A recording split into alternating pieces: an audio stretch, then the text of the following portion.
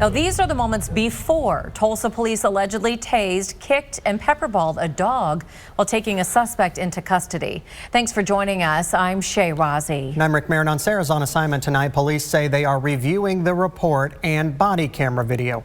We will show you cell phone video of the incident, but I'm going to tell you, for some, including myself, it's very hard to watch. New at 10, Fox 23 crime and safety reporter John Acebus joins us live. John, this is raising concerns in the community tonight. Yeah, there were some people upset over this. As you mentioned, Internal Affairs is looking at this, but I want to mention all of this starts around a Tulsa man named Dylan Harris. Police go out to an assault call. The suspect is Dylan Harris. This is the arrest and booking report for Dylan Harris. In it, the officer details that encounter with the dog.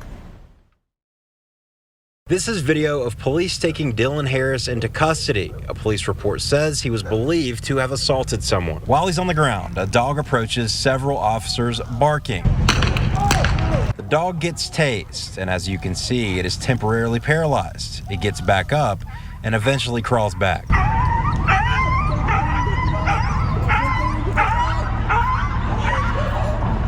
It appears the officer kicks it twice, then pepperballs it. Arrest report for Dylan Harris says the dogs were his and he didn't have his brown boxer on a leash. It goes on to say at first he refused, but eventually put the dog on a leash.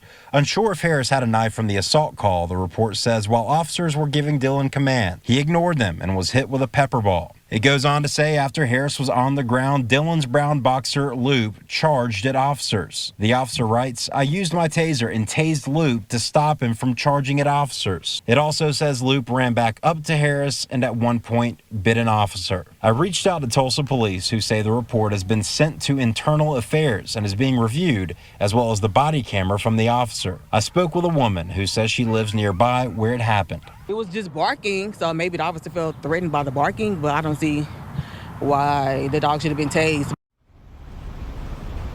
The report goes on to say that the officer was bit in the boot, but the officer was not hurt. Again, Internal Affairs is looking at this, and police have been speaking with me about that.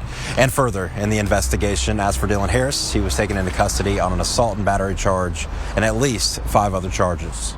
Covering news that matters, John Acebus, Fox 23 News.